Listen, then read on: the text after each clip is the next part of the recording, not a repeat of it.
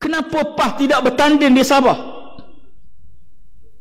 Ahli kita, saya turun ke Sabah semalam, bertemu dengan pimpinan, memahami kekecewaan, kesedihan. Tetapi kita melihat kepada agenda yang besar. Presiden mengeluarkan satu kenyataan. Alhamdulillah, seluruh jentera parti akur, termasuk seluruh pimpinan petugas di Sabah, akur pada keputusan parti kerana melihat kepada agenda besar. Jangan kita terperangkap dengan agenda musuh supaya kita bertanding, akhirnya pecah dan mereka akan mencapai kemenangan. Kita berjaya mengelak perangkap yang dipasang oleh musuh. Presiden menyatakan bahawa kita buat keputusan demi mengelak perpecahan yang menyebabkan kita akan hilang peluang bagi mencapai kemenangan. Terkadang kita terpaksa tunduk kepada suatu keputusan besar. Sedikit pengalaman saya nak berkongsi. Tidak banyak tempat saya berkongsi cerita ini. Menghadapi pilihan ke-12. Pada waktu itu, PAS kita berada dalam perikatan, dalam barisan alternatif. Dalam Pakatan Rakyat. Kita mengagih jumlah kursi berdasarkan parti-parti yang ada. Bilangan kursi. Bukan di mana kursi itu. PAS dapat berapa, PKR berapa, DAP berapa. Salah satu kursi itu, kursi yang dituntut oleh PKR, pada asasnya kursi itu berada di Kelantan. Parti buat keputusan, kita tak boleh serah kursi di Kelantan kerana kursi ini kursi yang kita pasti menang. Data yang kita ada. Rakan kita PKR pada waktu itu, dia kata tak kisah asal jumlah, kami nak jumlah yang cukup. Akhir kita swap, kita tukar. Kelantan tukar dengan Pahang. Kelantan tukar dengan Pahang. Don kita di Kelantan kekal pada PAS, don PAS di Pahang tukar kepada PKR. Tentulah pimpinan di peringkat kawasan tak boleh tengok, tak nampak. Pimpinan negeri pun tak nampak. Pimpinan pusat saya tahu. Maka kerana itu kita tukar. Ya. Akibatnya, tentulah rakan kita di Pahang tak puas hati.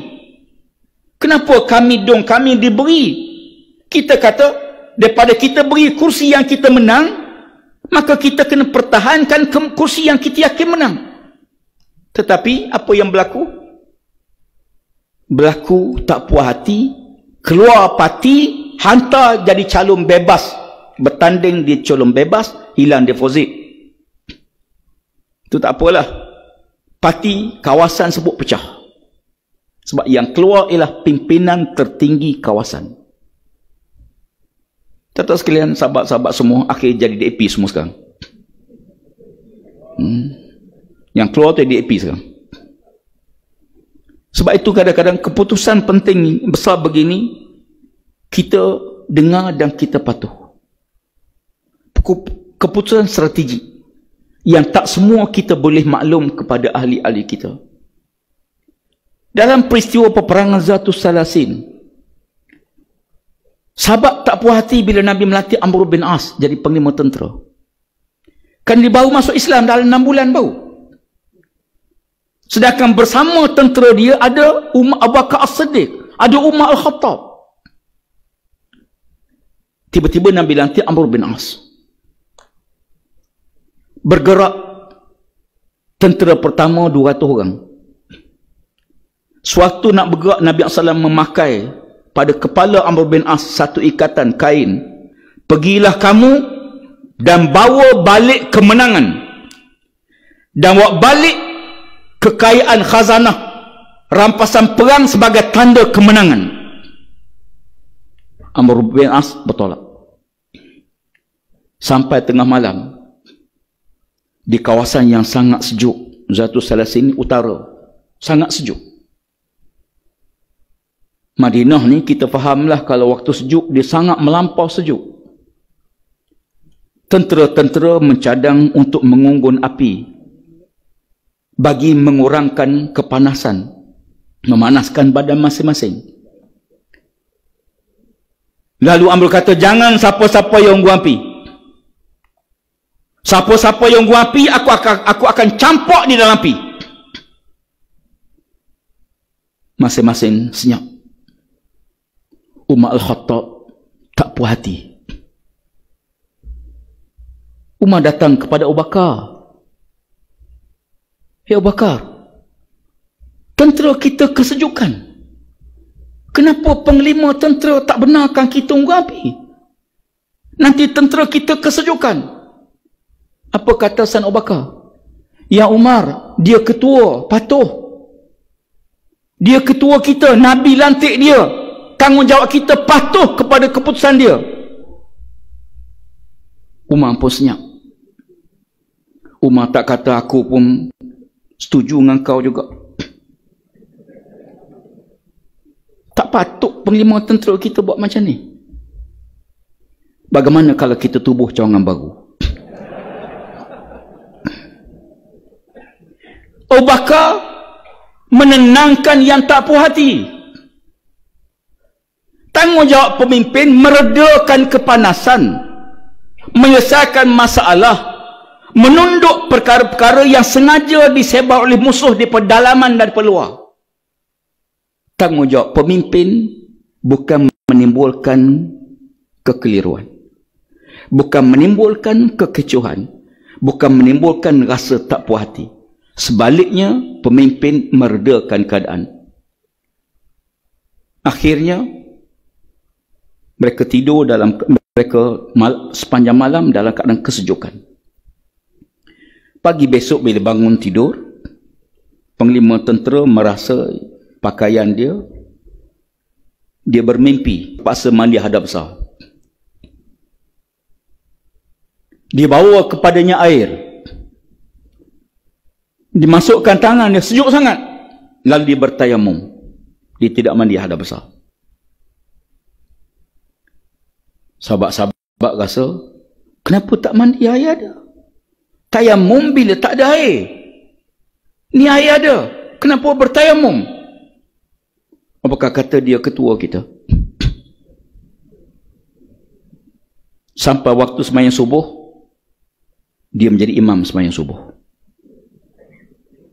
Makmum masing-masing kata, mana boleh tayamum jadi imam, kita berwuduk. Dan kita belajar kaedah fiqh.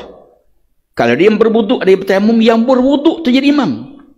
Tapi dia imam. Mereka mengadu, ya Abu Bakar pasal apa? Waktu dia ketua kita. Patuh. Besok berlaku peperangan. Alhamdulillah. Serangan kali pertama di waktu musuh belum bersedia, menyebabkan musuh bertempiaran lari. Dan sebahagian harta rampasan perang dapat dirampas. Sebahagian tentera mengejar musuh. Dan musuh lari ke suatu jalan. Ya, tiba-tiba Amr bin As kata, berhenti. Berhenti semua. Mari kita balik ke Madinah. Keputusan yang sangat tidak disetujui oleh sebahagian besar tentera Islam. Kenapa kita tak teruskan serangan? Kalau kita terus, kita pasti mencapai kemenangan besar, kata mereka. Kata Amr, tidak. Berhenti. Mari kita balik ke Madinah. Ada orang tanya, kenapa tak letak dia calon di Sabah? Letak dia 10. Ini kekuatan parti kita. Syiar kena ada. Berdaya lepas kena naik. Walaupun hilang deposit.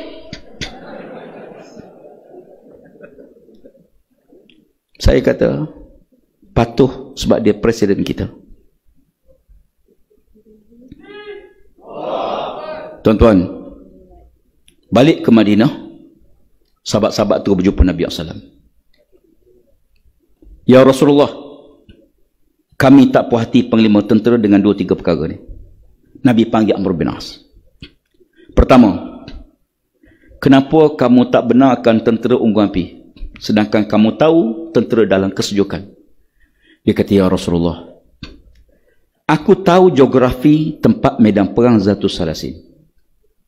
Kita berada satu bukit, ya Rasulullah. Musuh kita berada di bukit sana.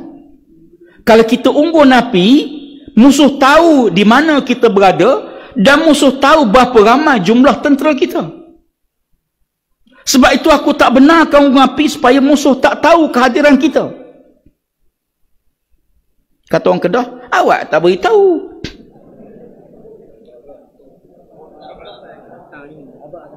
Awak tak abang. Mereka tak main. Nak abang macam mana? Tuan-tuan, di medan perang hanya ada arahan, bukan hanya ada mesyuarat. Di saat perang hanya patuh arahan, bukan waktu kita mesyuarat nak ambil keputusan, kecuali dalam perkara yang sangat penting. Kalau buat mesyuarat, akan ada kata saya setuju unggun api. Kata kumpulan ni, cawangan ni kata saya rasa tak setuju, saya setuju ketua. Ya, kata AJK kawasan 2 orang, saya setuju pandangan pembangkang, kita unggun api. Ni nak perang ke nak mesyuarat ni? Ya, bila api tengah membakar, keputusannya ialah arahan. Jadi oleh kerana itu, dalam perkara ini, kita kadang-kadang kesabaran kita sebenarnya memang hebat, diuji berkali-kali. Sebab itu Allah Ta'ala mendahulukan sabar daripada sembahyang. Wasta'inu bis-sabri was-salah. Allah sebut sabar dulu, baru Allah sebut sembahyang. Walaupun sembahyang itu penting, tapi Allah sebut wasta'inu, minta tolong pada Allah dengan sabar dan didirikan sembahyang. Bahkan Allah Ta'ala mendahulukan sabar daripada takwa pada Allah.